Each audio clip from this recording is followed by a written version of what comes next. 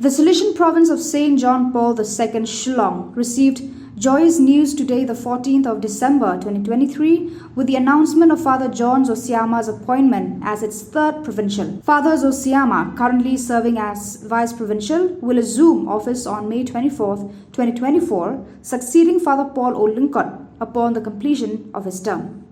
Father Biju Michael, Regional Councilor for South Asia, made the official announcement from Rome.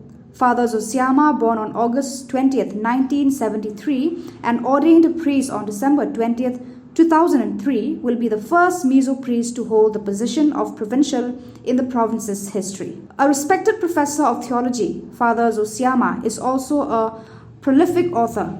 He has served as the province's vocation promoter and vocation Incharge, contributing significantly to the growth of priestly vocations. He has also held various other leadership roles within the province. The appointment of Father Zosiama has been met with enthusiasm and optimism from the Salesian community in Shillong.